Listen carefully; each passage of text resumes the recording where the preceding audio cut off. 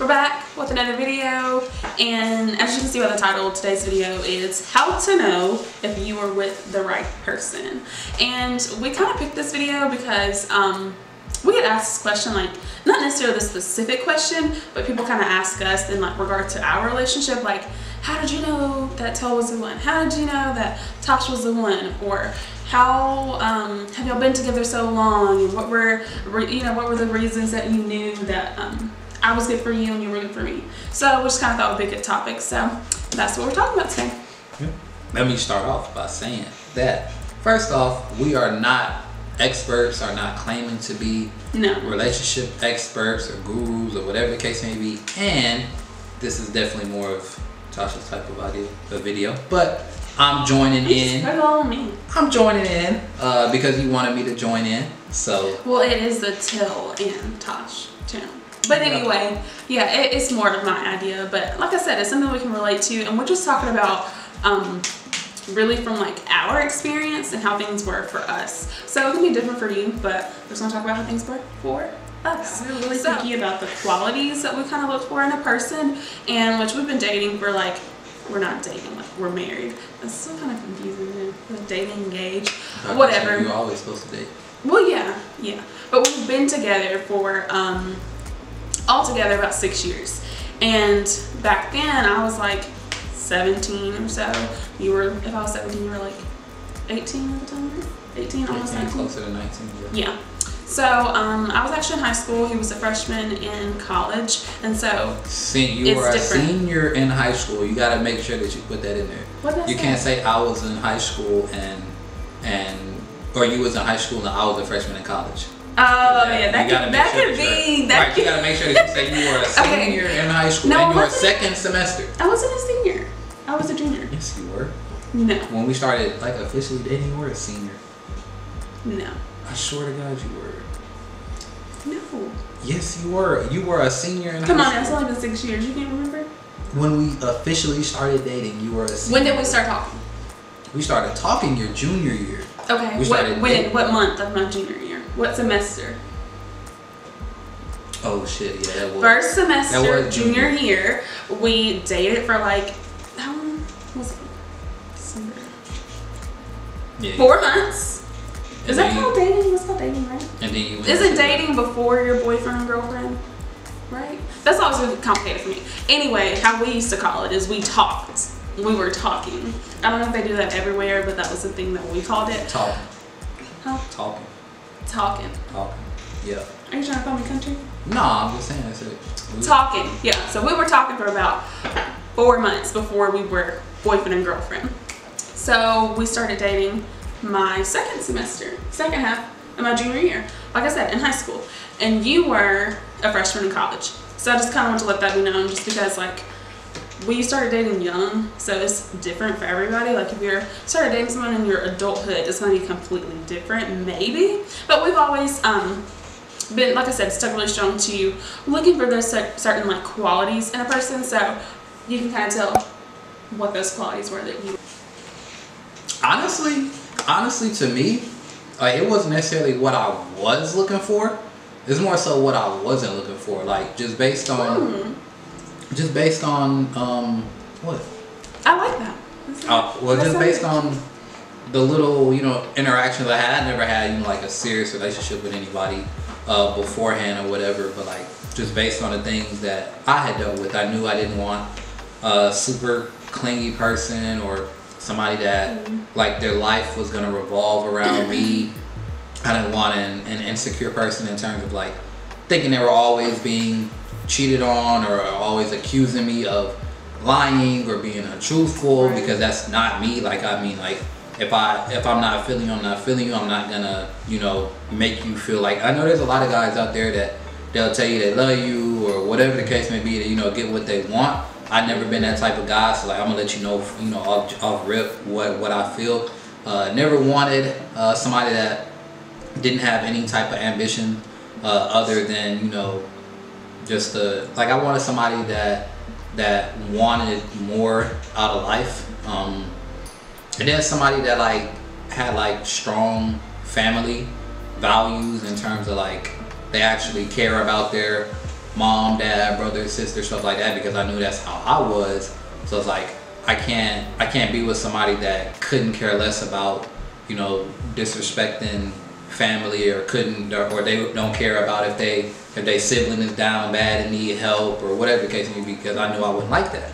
So that's just like some of the things in terms of like qualities I wanted to avoid.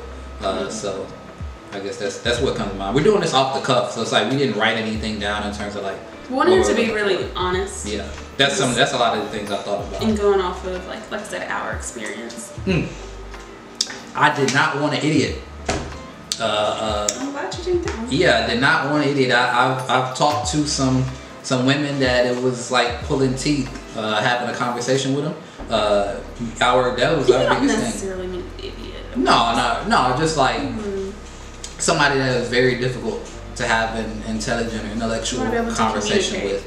And having that clear line of communication. That's the biggest thing with us, is like just talking like all the time, 24/7 about literally any like stupid, crazy stuff. And that was the biggest thing, is that like we literally started talking, like I said, as we called it, or dating, whatever. I don't know. Like the night of my sister's 18th birthday party, I invited him there, and it was really like random. Like we talked about this in the video before, but I really don't even know why I invited Montel there. I guess it's because I had some sort of crush on him or something, but we did, you know, go to the same church, we were in the same youth group, so we were around a lot of the same people, but it was really unexpected for everyone to see Montel there, because we weren't just like cool, like tight like that. So I guess that I like sent him that invite on Instagram because I liked him or whatever. So I guess that kind of started our relationship.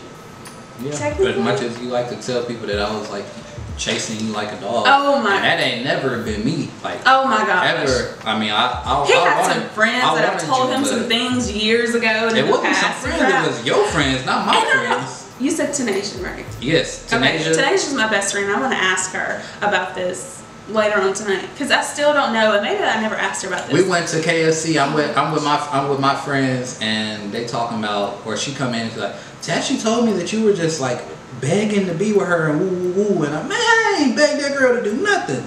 I ain't never begged you a day in my life, so why did you tell her that? I don't remember this, and I did not tell her this. But like I said, we'll get down to this, but like I said, this was like over 6 years ago, and he's like still holding on to this and thinking that there's so much truth to this. But like I said, I don't remember, but I do remember that Montel had tried to talk to me a few times before the birthday dinner, my sister's birthday dinner that we went to, but it was always just like little things. Like he texted me a couple times, he, you know, tried to talk to me a couple times, like, you know, face-to-face conversations when we saw each other. But other than that, that was it. Yeah, that was it. But anyway, back to the qualities that I looked for. And it was necessary. It was kind of the same thing. Not necessarily things that I was looking for, but things that I was not. It was like things that I did not want in a person. I was making sure that like he didn't have those. So I did not want a guy that was manipulative, because I've been through that. And I just knew that I did not want Montel to be that way. I had all these different things. I was like, I don't need Montel to be like this, like this, like this, like that. I don't need him to be a cheater. I don't need him to be all this stuff. So honestly, I think that's the reason. That's the reason why we weren't boyfriend and girlfriend for like 4 months. Is because like I was just really trying to make sure that that wasn't him. But it was so obvious that wasn't him from day one. But it was really just realizing that he didn't have any of those qualities that I didn't want in a guy.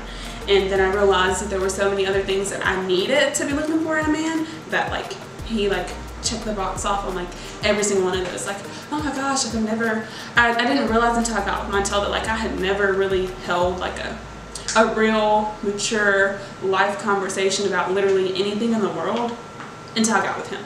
It was just like, I just feel like I started to learn so much more, and I just became like a lot more intelligent, just because we're always talking about like our goals and school at the time, or literally whatever we have going on. I just feel like it kind of like opened my brain to a whole new world and like a whole new set of things that I really wasn't even considering before I got with him. It was just like going through the day-to-day basics. But like with Montel, it's like we were always talking about something new and some new dreams, some new aspiration that we wanted to do. So I agree with that for sure. I never thought that those type of conversations could really be, I mean, you think about it like, man, I can't wait till the day I can talk about this and that with the person I'm with or whatever, but like to really think that it's possible is another thing. Like, to have somebody like, to me, that's I think that's, without trying to, you know, give advice or whatever, I feel like that's the most important thing you can have, is to be able to be with somebody that you can have any type of conversation with at any time. Like,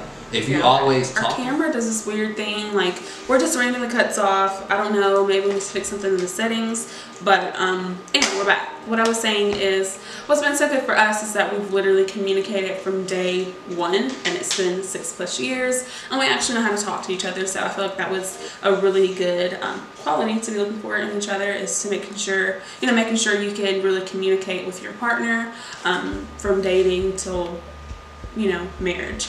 So that was the thing. And also looking for those bad qualities too. Like, sometimes there's signs, like, you know, when we both, you know, probably talk to people the red flag. That's the, man, them red flags. There are some red flags, and we shouldn't ignore them. Lots of times we ignore those red flags, and it's like, girl, like, you see that man is no good from this, and that. Like, watch out for those. You have any red flags to watch out for? Yeah, plenty of red flags to watch out for. Let's see. One of the big ones is probably somebody that, I'm just gonna, let's say we're taking this to like two people that are, you know, just like texting or, you know, talking on the phone every now and again, stuff like that. And like, you're in a situation where that person is like constantly ghosts you for, you know, maybe a couple of days at a time, or like all day. Like, I understand people are busy, especially, you know, around our age, 24, 25, and like, you work a full-time job, may have kids, stuff like that.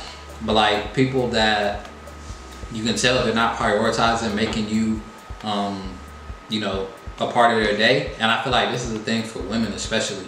Like, women, for men, like, if you realize that that guy isn't making you a part of, because we whatever we want, we're going to work hard to get that. If we really want you, then we're not going to leave you sitting in the dark. We're not going to, you know, be bad in terms of communication with you. Like, we're going to constantly be trying to communicate with you because you're who we're thinking about.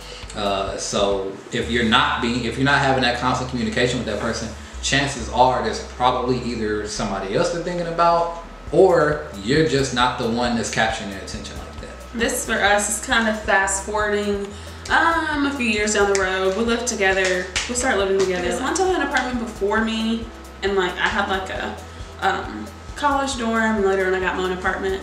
And I feel like we're always together still. But anyway, once we started living together, we automatically like started putting our expenses and like our bills and things together. And that was like a good quality, but also it could be a bad quality if you're seeing something like, as to where like your other partner, I don't know if it's the girl or the guy or whatever, is like spending their last money, like instead of putting on a bill, they're putting on some shoes, or they're putting it on whatever they like to do instead of like being responsible with money. So I feel like that needs to be one of them 20 questions type questions right there. Like, there's about like 50 questions you need to ask the person to see if you can live with them. Or you got to understand how people think about money. Like, some people have no sense when it comes to, you know, the ability to spend money. And like, yeah, it's cool, like, y'all get along, they make you laugh, you find them attractive, woo, whatever. But then like, it comes time for the real world, and you can't split bills with this person. Like, you struggling to pay rent with this person because they hide their money, or they always act like they don't have it, or they spend it on, you know, mess. Like I feel like that's probably, and what's they say, 50% of marriages end in divorce because of money.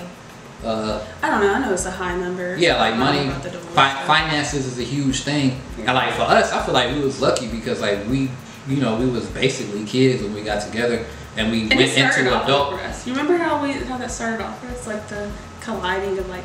Yeah, we went into adulthood together, you know, not knowing what the hell we was doing, and I think you, who was it you first? I think it was you first when you were moving into your apartment. You already had your apartment. It was me first? Okay, it was me, and I had got fired from my job, and I was like $200-300 short on the rent or something like that. No, it was like $500. My rent was only $525, so I guess I was short on the whole thing. Maybe it was another bill you needed too, or something. I don't know. That probably was it, but you had to help me, and from there, like, I knew I had to come back and help you, because, you know, you just gave me $500 of your money, so now I had to come back and help you. Like 5-6 months later, and like for us, the jobs we were working and like him not working for a few weeks and stuff, like it was hard. Like we were struggling, you know. Struggling. There's been times we're completely different now. You know, we weren't running a business then, and I was working part-time. I have always worked part-time until running our businesses now, but I was working a part-time job in banking, and Montel did multiple jobs and things, and like the pay, let's just be honest, the pay was not that good. You know, lots of jobs, the pay is not that good. It's hard to survive off of it. And so we were new to everything. The highest hourly wage I ever made was $11. Really? If I'm not mistaken, I think the highest hourly was $11. The highest ever before, you know, us running our businesses and everything was the bank. I think I was making like 13 something, maybe 13.50. I don't know. But anyway, like Tel said, we were struggling. So he had got his own place, and he was having a hard time with like paying rent that month because, like he said, he got fired. So I helped him, of course. Like, that's my man. I'm gonna help you. Like, you need my help. I'm gonna help you. And I didn't have any bills at the time, so I just had the money to give. But then I wanted to get my own place, and it's like 5-6 months later, and like Montel has the money, but I didn't have the money to move in, and I knew it wasn't really on me. Like, I was being responsible, but I couldn't afford to live on my own, so I had a roommate. And my roommate at the time, she was ready and she was prepared to move in, but like I was telling her like, hey girl, I work over the summer and I haven't even started working yet, so therefore I don't have any money, and my parents weren't like totally okay with me moving out yet, so it was like, well, I can't go ask mom and daddy for money. Like, they don't even want me to move out. So Montel came through with the win, and I wasn't pointing because I did. I was pointing because they weren't okay with you moving out because of me. If you were single, they wouldn't have cared. Oh yeah, I completely agree with that. I think that if I was single, yeah, it would be different. But that's a story for another day. But yeah, like I said, my parents weren't really okay with me moving out. It was something I just had to do, and later on they were okay with it. But in the beginning they weren't. So I couldn't go to them and ask them like, hey, like, can you pay my rent? Can you pay my utilities for the first month? But anyway, Montel paid, and then from there on, it's like, okay, well, Tel's like, well, I'm broke now, so like, when you get paid in 2 weeks, you gotta pay my bills. And we lived in 2 different places, but then we were always at each other's house and all of this. But that's how our bills started to get intertwined. So yeah. But it's also easier because, like I said, we basically went from kids to adults together. So like we learned the process together. But like for people that's, you know, you 24, 25, you got your job, your apartment, whatever, like your finances have been separate.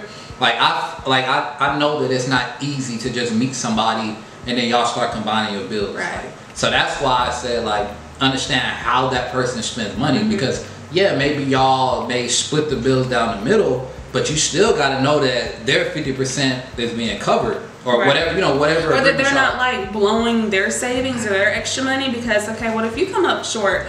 And like, I feel like the type of people we've always been, even if Montel and I would have met like now, I think we still would have been the people to where we like combine our bills and our finances. And I think I kind of got that sort of inspiration from my parents, because I always saw my parents do everything together. There was like no like, you pay this bill, I pay this bill. It was more of like the combination. We put our money together and we pay this, we pay that, and then we separate this and this goes there. And like Montel and I do the same thing. Even now that we work together, like it's still the same thing. Like we both get like equal cuts and like joint saving accounts, joint, you know, checking accounts. Like everything is the same. And so I think that that's really helped us. But I know it has to be challenging if you know, you're dating someone and you're already an adult, you're not a young teenager, you know, like we were and everything. But still be looking for somebody that you feel that they can financially take care of you. Now if you're both broke and struggling, like we've been there. We're not saying like, oh, you don't have the money because your job's not paying that much. No, I'm just saying that like,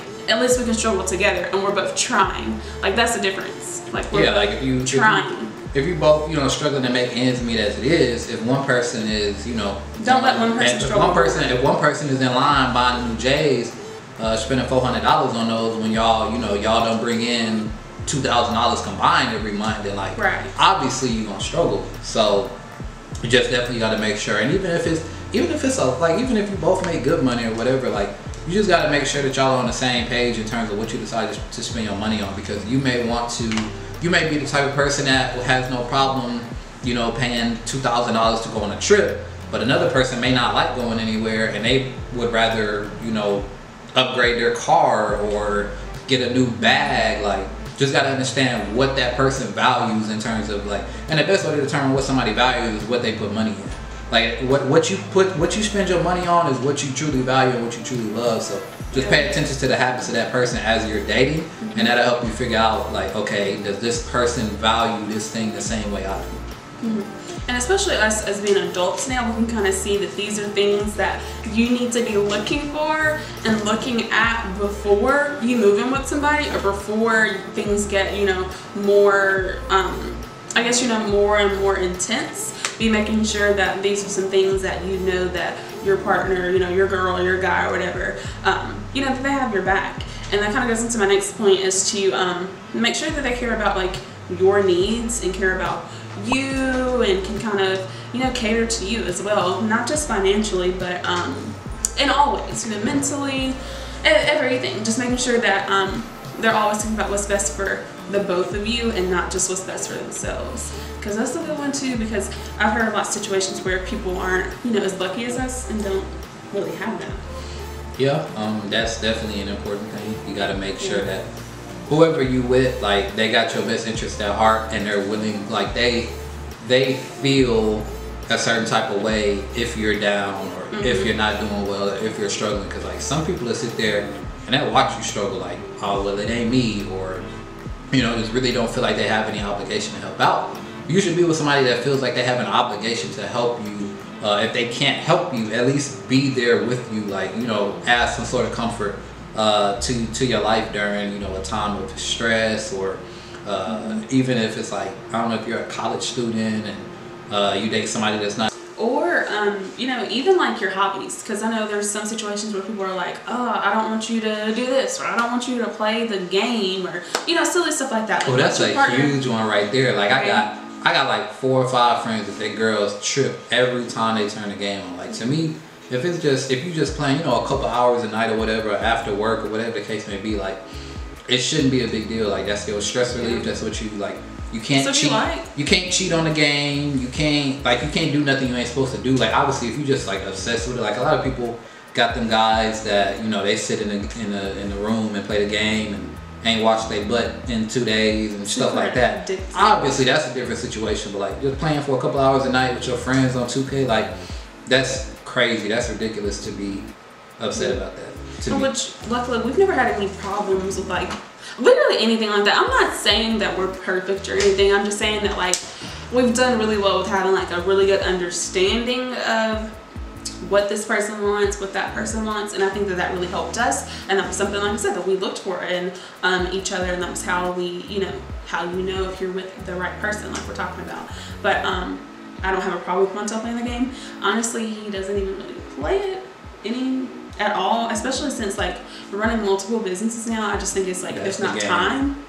It's a game. Yeah. It's a game in itself. And like when we have time that's like not work time, or like we're not at the gym, we're not working out, we're not traveling to visit family, then we're either going on a date, or we're at home and we're like sitting on the couch, or laying on the couch watching a movie, or binge watching our show, which right now is Blacklist, and we're almost done with that, so I have to pick another show. But we like quality time, so that's really like our biggest hobbies right now, especially with work being so busy. And that's something else. Find somebody that's always going to be willing to date you forever, like you said at the beginning of the video, like you're always supposed to date. I actually heard that on a video that I was watching yesterday. One of my favorite YouTubers that I watch, she was talking about how her and her husband were kind of like rekindling their love and trying to constantly date each other. And I'm like, hey, that's perfect. And Montel and I do a date night, typically like kind of like Thursday, Friday, and Saturday. Like all weekend. But that's something that we can do now, especially since we don't have children. So we kind of go out on date nights Thursday, Friday, and Saturday night, just because we work consistently Monday through Thursday, and pretty much Friday too. We're not really supposed to work on Friday, but we do. So for the most part, once Thursday night comes, which today is Thursday, so we'll do something, and then Friday night and Saturday is the weekend. So we want to do things that don't really involve work. We wanted to be able to sit and talk to each other. I know things have been different with COVID and all the different situations, but there's still plenty of things that we can do, where we can sit outside and eat, or we can go for a walk. We like really active dates, like where we have to go on a hike, or walk a trail, like different things like that, go on a picnic. It doesn't even have to have like much thought put into it. And we actually want to do like a date night video, so I think that would be good to do about kind of like some date night ideas that we have and some things that we have done. But like I said, be constantly looking for somebody that will constantly take you on dates. And I think that since we've kind of already like instilled this in ourselves now, whenever we do have kids, hopefully we can still, like, I know it's gonna be different. We're not gonna be doing like 3 days every week on a date night, maybe not even every week, but maybe at least once a month we can go out and go on a date, or, you know, do something just for us, because we've already like programmed that now. I'm pretty sure you're still supposed to do like once a week. Once a month. Once a month sounds like a very low frequency. Well, I mean, it does, but we don't have kids and we've never experienced that yet. So I ain't had no kids yet, and I'm already trying to get away from the damn kids. So not doing no once a month date night.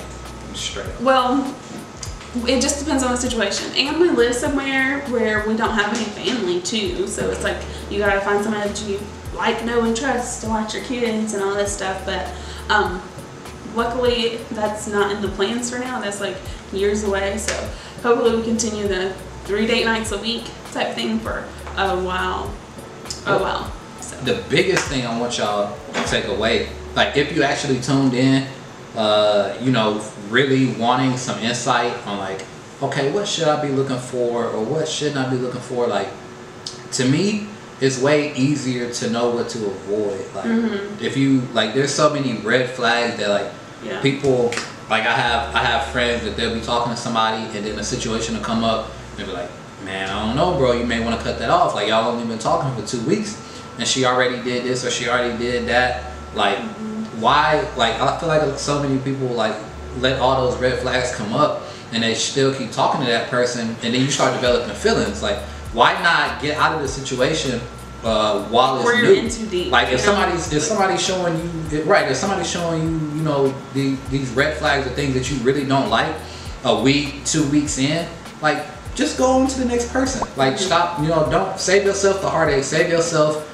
the, you know, having sex with them and moving in with them and having a kid with them. Like, why go that far if you never had to do that, you know, at all, because you knew from week one that this person said they don't believe in God, or they ain't splitting their money with no damn woman, or like stuff like ridiculous things that you know, like, can I live with this person if, okay, like, I know you don't know anybody that said the first thing, but if you have a person, that's a big one right there. Like, if you believe in God and somebody else that you're with doesn't believe in God, if it's something that drastic and you're like, I cannot live with this person that doesn't have the same beliefs as me, then why not cut it off from the beginning? Like, okay, you can try and see if it's going to work forever and forever and forever, but you're constantly going to have all that negativity because you're not on the same page. So why put up with that forever? Right. Absolutely. So please don't, ladies and gentlemen, probably don't have too many guys watching, but just don't put up with them red flags. Like, let that mess go. Like, especially if you don't have a lot invested into that person yet. Let that go. Something else to see, like, on TikTok all the time, because I'm not addicted to TikTok, but I'm like semi-addicted to TikTok. But anyway, I see lots of girls talking about like their guy cheating on them and stuff. And a lot of times it's younger girls, or they're maybe in like high school, but they're talking about how this dude cheated on them and they went back to him. Like, you know those little videos that'll start off like telling about my story, like, and then he cheats on you and then you end up back with them and stuff like that. And every time I see that, I'm like, girl, like, I wish younger me knew this, and I wish older me now could tell you that, like, you do not need to do that. Don't be with somebody that's going to cheat on you. If they don't have respect enough for you to be committed to you and only you, then they don't deserve you. Don't be playing that back and forth stuff like, oh, he really loves me, or oh, she really loves me, she'll never do it again. Once a cheater, always a cheater. There's plenty of people in this world that would never think about cheating, that cheating is the be all end all for them, that their brains aren't even wired to think about cheating. Like, there's plenty of people else that you should think about on your list about if this is the right person for you. Would they take me back if I cheated on them? Or should I take them back if they ever cheated on me? Like, that's something you have to know about. Like, we always knew from the beginning, like, anything as simple as like you touching somebody on the butt, you kissing somebody, like, oh, that's cheating, we're done, we're over. Yeah, sure. Ask them in that 20 questions little thing. Ask them if they ever cheated on anybody. Like, I know you're supposed to, you know, people can grow and people can change, but like we both, you know, feel like she said, once a cheater, always a cheater for them. Like that's always gonna be a struggle for them. And like, why put yourself in a situation to be with somebody that really has to fight that temptation every single day? Because like, a relationship is hard enough when it's just two people. If you got 3, 4, 5 people involved in it, it definitely ain't gonna go nowhere, or it's definitely gonna be the terrible. drama and crap. Like, I've heard of situations where I have friends that have been, you know, cheated on and different things, and the drama that's brought in with the other woman, the other man, or whatever. Like, do you want to put up with that? Like, do you want to put up with that? No. Right. Let it go. Let them go.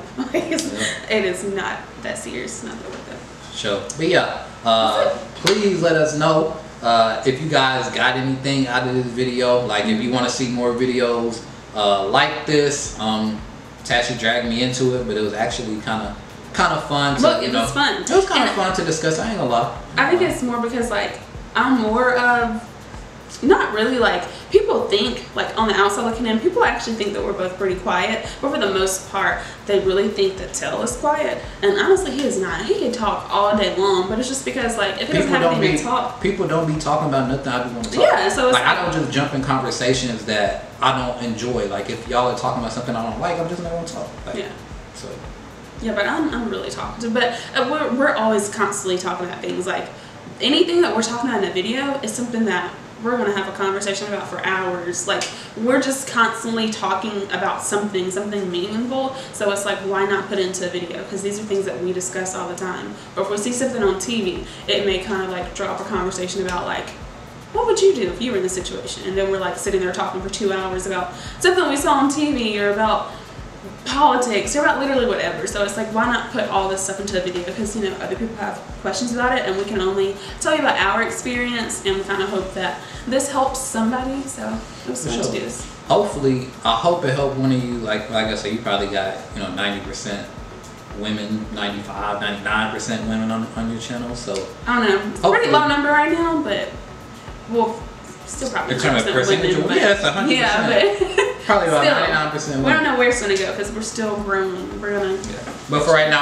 I hope for those women out there that y'all quit accepting those red flags and accepting that every man is gonna come with these. You know, everybody's gonna have their, you know, flaws or whatever. But like, if you see things that you just know that you couldn't put up with, just don't put up with it, because there is somebody out there that's not gonna have. They're not going to be manipulative, or they're not going to be a cheater, or you know, abusive. Like, there are men out there that's not going to have them qualities. You just have to make sure. And the other thing is that I saw something in a video yesterday, and it was talking about how every person, like, has a soulmate. And, you know, there's lots of people that don't, like, believe in soulmates. But once he broke it down, it made so much sense. He's like, everybody does have a soulmate, but you don't find that soulmate until you decide to commit and love that person, and then they become your soulmate. I was like, wow, that makes so much sense, right? Yeah, that makes lots of sense. I mean, you have to create that connection. Yeah, and if you want a soulmate, you have to be thinking about, am I being committed to this person? Am I being truthful to this person? Am I loving this person? Am I all being? Like, then they become your soulmate. You both do that same thing, and then you're like soulmates. So very, very good. We have gone on too long. If y'all got any type of help, or like anything that you want to say or whatever, please drop it down in the comment section below. Make sure that you subscribe and turn notifications on so that you don't miss a video going forward. And if you're looking to get in shape, go over to our channel list here on this channel right here. You'll see Hardin's Fitness, and I'm going to have a bunch of tips and tricks and videos and workouts and things like that to help you get exactly where you need to be. So make sure that you turn notifications on here so that you don't miss our next upload. Yep. But now we're gone. See you all in the next video.